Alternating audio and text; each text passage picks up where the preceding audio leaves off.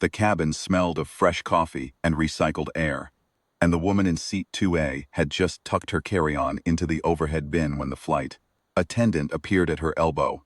He was tall, broad-shouldered, with the clipped manner of someone who had given instructions in small spaces for a long time. His name tag said Vance. He smiled, not unkindly but with a particular precision, the smile of a person who had already decided the outcome of a conversation before it began. "Ma'am," he said, "I'm afraid there may have been a system error with your boarding pass. First class is actually full this morning. Coach has plenty of open seats, and I can get you settled right up front." The woman in 2A, Dr. Amara Osibansu, though Vance had not asked her name, looked up from arranging her jacket across her lap. She was in her mid-40s, composed in the manner of someone accustomed to rooms that tested her composure. She wore a dark blazer over a cream blouse, and she had the steady, unhurried eyes of a person who spent her working days making decisions that could not be wrong. "This is my seat," she said. "I have a boarding pass." She held it out. He glanced at it briefly. "I understand, but the system sometimes generates duplicate assignments. It's nothing to worry about if you'll just come with me." "The seat number on that pass is 2A, she said. "The seat I'm sitting in is 2A. In 3B, one row back and across the aisle, a woman named Diane Pritchard set down the novel she had been trying to read for the past 20 minutes. She was 58, a high school English teacher from outside Memphis, on her way home from her youngest daughter's college graduation in Portland. She had splurged on the upgrade, the first-class ticket she had ever bought herself, and she had been trying hard to look as if this were something she did every week. She had heard every word. She had watched Vance appear at the woman's elbow. She had watched the boarding pass go up and come back. She told herself it was none of her business. She opened her book. Vance had not moved. "I do want to get this resolved before we push back," he said, his voice taking on the particular patience of someone who expected to win eventually. "If you'll give me just a moment, I can check with the gate." "I've aborted," Dr. Osibansu said. She kept her voice even, precise, stripped of anything that could be used against her. "The gate agent scanned my pass. I walked through the jetway. I am in my assigned seat. I would like to stay in it." Vance straightened slightly. Something shifted in his posture, not anger, exactly. The hardening of a man who was not used to the word no arriving this quietly.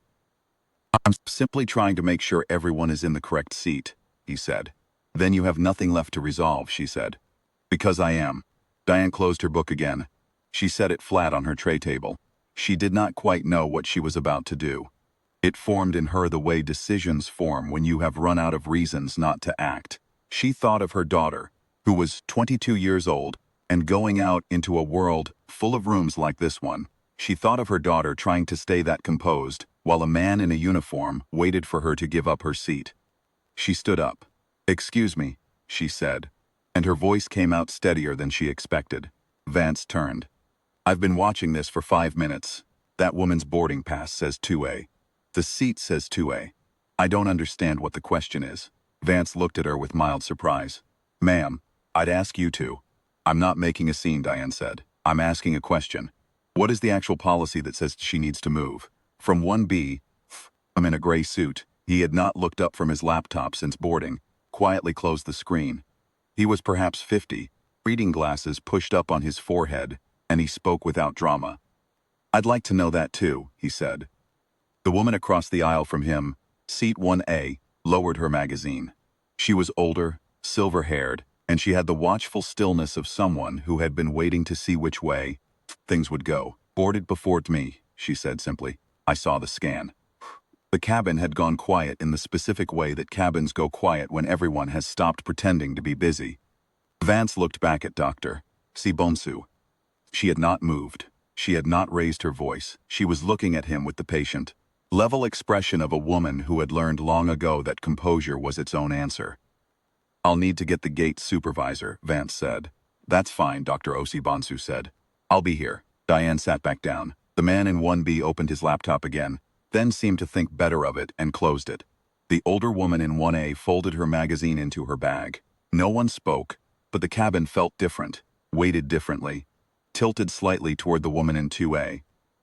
The gate supervisor was a heavy-set woman named Carol, with a radio on her hip, and the direct gaze of someone who had resolved 100 boarding disputes and wanted to resolve this one fast. She came down the jetway in 4 purposeful strides, looked at Dr. Osi Bonsu's boarding pass, really looked at it, and then looked at the manifest, on her tablet for approximately 4 seconds. 2A, she said, purchased fare, full first-class ticket, no duplicate, no system error. She looked at Vance. There's nothing wrong with this boarding pass. The cabin exhaled. Vance said something quiet, something about a misread on the scanner, something about wanting to make sure. Carol spoke to him in a voice that did not carry. The quality of the exchange, her stillness, his shrinking, carried well enough. 2 minutes later, Vance stepped off the plane. A second attendant, a young woman named Priya, came aboard in his place. She introduced herself, offered Dr. Osi Bonsu a warm apology on behalf of the crew, and poured her a glass of water without being asked. That should have been the end of it. In some ways it was. The doors closed, the jetway pulled back, and the plane pushed away from the gate 12 minutes behind schedule into a gray, Tuesday sky. But before it did, a man in a dark jacket counted the jetway, unhurried, deliberate, the kind of man who walked through airports like he had never once rushed for a flight. He introduced himself to Dr. Osi Bonsu as the district service director for the airline's western region. He had a business card. He offered it. "I want to apologize personally," he said. "What happened to you on this aircraft this morning was not acceptable, and it was not a system error. I want you to know that Alvarian takes this seriously, and that this matter will be reviewed by our HR office this week." He paused. "I want to tell you that I'm grateful to the other passengers in this cabin who said something. That matters." Dr. Osi Bonsu accepted the card. She thanked him without warmth or coldness. Simply acknowledged him, the way a person receives an apology they deserved. After he left, the cabin was quiet for a moment in the easy way that follows a long tension resolved. Diane Pritchard found that her hands had stopped trembling. She picked up her novel again, and this time she actually read it. Somewhere over Nevada, Priya came through with a drinks service, and when she reached 3B, she leaned in slightly and said, in a low voice, "Thank you. What you did up front, it mattered." Diane shook her head a little, the way people do when they want to say it was nothing, and no, it wasn't. The man in 1B never did open his laptop again. He sat looking out at the clouds with the particular expression of a person taking stock of something. In the days that followed, the airline's compliance team pulled the complaint records for that route going back 14 months. They found 3 other documented incidents involving passengers in first class who had been asked to verify their tickets at their seats. And all 3 involved black passengers. A pattern review was opened. New boarding protocols were written and distributed fleet-wide before the month was out. Vance's case went to his HR, where the documentation from that Tuesday morning, the gate supervisor's manifest notes, the witness statements that 3 passenger passengers gave voluntarily, was thorough to sustain a formal finding. None of that was visible from 2A, 1,000 feet above the Nevada desert, where Dr. Amara Osi Bonsu was drinking her coffee and going through the research notes she had printed.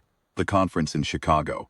She had a presentation in 18 hours, a paper on outcomes in minimally invasive cardiac surgery, and she had a deal of work left to do. She had not cried. She had not lost her composure. She had not once raised her voice. She had simply stayed in her seat and let the truth catch up with the room. And the room, in the end, had decided to help it along.